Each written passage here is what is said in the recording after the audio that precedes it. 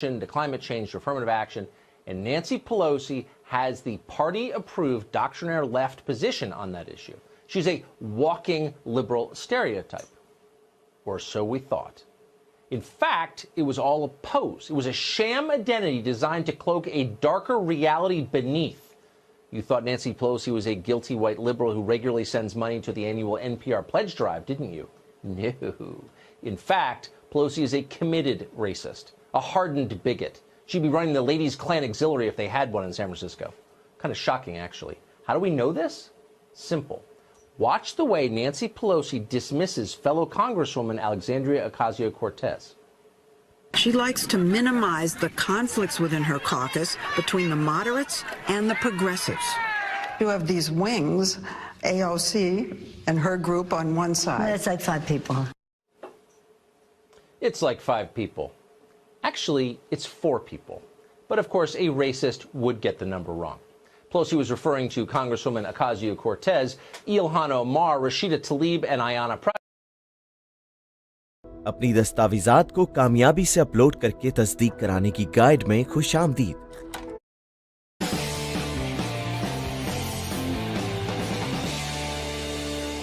America went insane over the weekend. That's barely an overstatement. People in their 80s who have lived in the U.S. they've never seen anything like it. Ask an 80-year-old. This was without precedent in the modern era. A small group of highly aggressive took over our culture. They forced the entire country to obey their will. It all happened that virtually no one resisted it. People seemed bewildered, even stunned by what was happening. Statements of fact and opinion that were entirely within the bounds of reasonable conversation just last Sunday, suddenly, a week later, were enough to get you fired from your job, and a number of people were fired. What happened this weekend? For the next hour, we want to assess the aftermath of it all, suggest what it may mean, and where this country is likely to go from here. Sense of what happened. We're going to begin tonight in Minneapolis. That's where the Black Lives Matter riots first began almost 2 weeks ago. As the violence there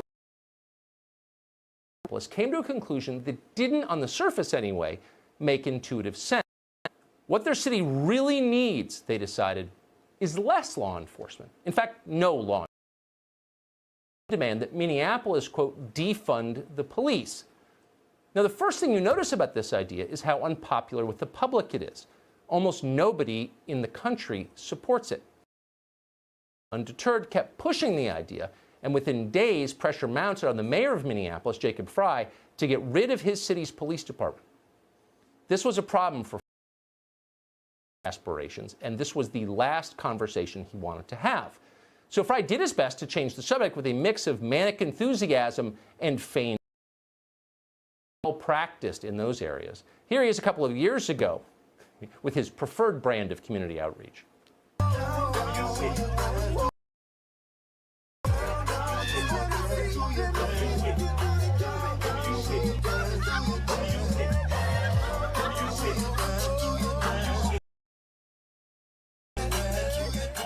It didn't work, then or now. Activists wanted actual answers, so Mayor Frey tried step 2 in the process, I've been coming to grips with my own brokenness in this situation, my own failures, my own shortcomings, and I know there needs to be deep reform. Again, good try, brokenness. It sounds like a that. But again, no dice. Black Lives Matter, to their credit, wanted a real answer to their question. It was then that Jacob put himself in a position where he could be asked that question directly. Here's what happened next.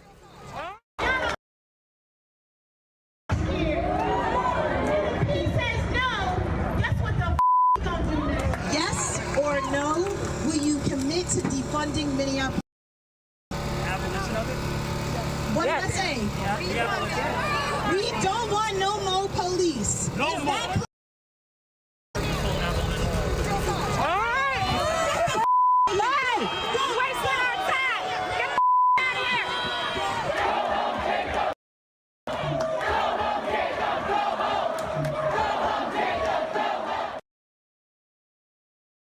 piece of tape that is. Has a big city mayor in this country ever been more thoroughly humiliated? Get the F out of here, she screamed. The answer to that, needless to say, is up yours, lady. I'm not going anywhere. I run this city. Do you doubt that the entire crowd would have? People always admire resolve, even when they disagree with the point of view. But that's not what Jacob Fry did. Fry slunk away like a child caught doing something. The most telling moment, though, came just before that, when the woman in sunglasses threatened to defeat the mayor. What does that tell you? It tells you that Black Lives Matter is, in fact, a political party, maybe the strongest as of tonight. Its members believe they can reshape this country, and so far, they're proving to be right. You can only it up by how straightforward their members and sympathizers are about what they believe. Strong people say what they think out loud. They're not embarrassed of their beliefs. They think they're winning. With that in mind, watch this clip from CNN of the Minneapolis City Council, Lisa Bender. Bender explains that the desire for safety, the desire not to, for example, have your home invaded by violent racism. Do you understand that the word dismantle or police free also makes some people nervous? For instance, of the night, my home is broken into. Who do I call?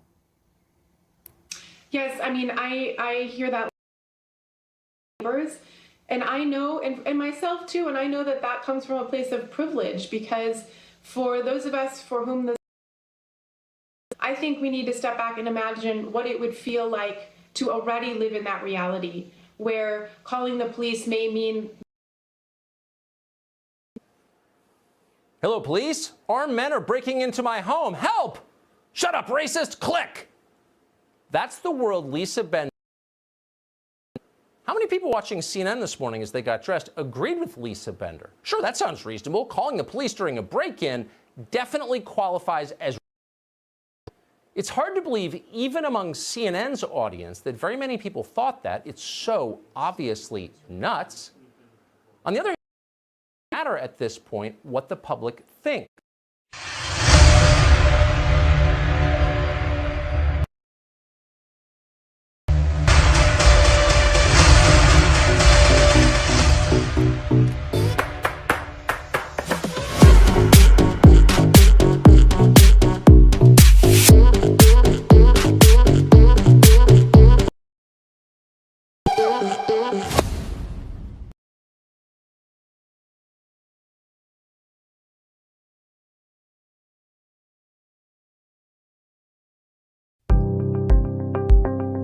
Get access to the most popular assets in the world. Receive news updates on today's hottest investments. Use simple yet powerful tools to forecast price moves. Invest in seconds with a single tap. Closing your orders couldn't be easier. And when it's time to withdraw your money, transfers are instant. Try trading today and take control of your money with Exness.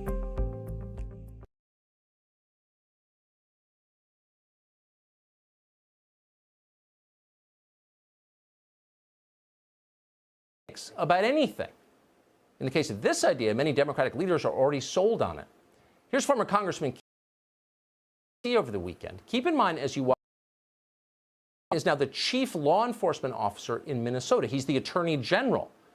Ellison argues here to bring guns to domestic violence calls. Seriously. We send out people with guns, and of course, no matter what the problem may be. If the problem is sexual assault, we send somebody with a gun. If the problem is somebody in a mental health crisis, we send somebody with a gun. Okay, we know what you're thinking. That's kind of an unfair example. Crazy person. He was once attached to the Nation of Islam. Back then, he called himself Keith Hakeem. More recently, Ellison Antifa. Yes, that's all true. Participating extremist Keith Ellison may have a promising political future. It's very easy to imagine it. If Joe Biden wins, Keith Ellison is Attorney General of the United States. At least he would be first in line to become U.S. Attorney for the state of Minnesota, the top federal. What would happen then? We may live to find out. Again, all of this probably strikes you as wild-eyed crazy. Eliminate the police? Really? But things change fast. Look at how quickly they changed just over the weekend. Alexander spotter, if there ever was one, is already acting as defund the police. Again, a proposal that no sane person even made public just last month. The defining civil rights issue of our time. You'd have to be a bigoted dinosaur, a bad person to This right now is one of those moments. So if you're an elected official that for any reason is on this call, I'm asking you to ask willing to sacrifice to make sure that overfunded police departments are defunded. So think about Ocasio-Cortez isn't just a member of Congress. She's maybe the most famous member of Congress. She's also a lot is on the line here. Ocasio-Cortez didn't say that accidentally. Reason for saying it. Why did she say that? What is going on here?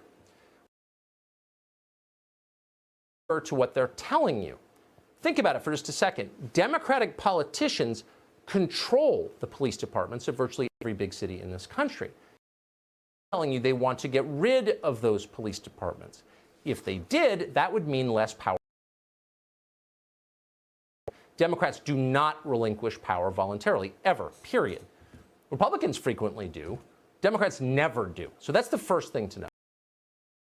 On here beneath the surface. This has to be an attempt to increase the power of the Democratic Party because every policy they push is, always. And in fact, that's exactly what's happening here. Democrats have no intention of abolishing carefully, and you will hear them admit that. Instead, they want to replace the police. Take the people who currently have, whom, by the way, new people, people who hate Donald. That's what's actually happening here. And it makes sense. Law enforcement is one of the very few institutions remaining. Democrats hate the police because they don't control the police. You remember 35 years ago when Democrats were constantly attacking the U.S. military? Why is that? It's very simple. The left took over the Pentagon. No reason to attack people you control, which they do. And they police department. Let's be clear. What Democrats are proposing isn't some form of radical libertarianism where the cops leave and citizens police their own nation. No, it's the opposite of defund the police is a move toward authoritarian in the language of identity politics. Already in the middle of a total breakdown, burn, you are seeing new moves and you of it. Just last Tuesday, Marjorie Greene, who was running for Congress in Georgia, posted this ad on Facebook, and within 2 days. I have a message for Antifa terrorists. Stay the hell. Our churches, loot our businesses, or destroy our homes.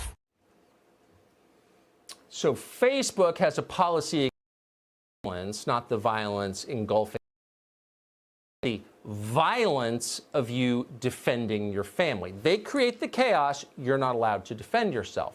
You are, in other words, and this is, of course, the point, upon them.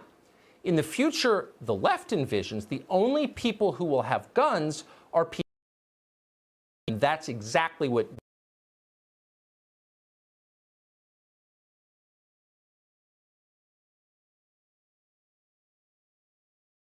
defund the police really means. It means a woke militia policing our cities, enforcing Democratic Party.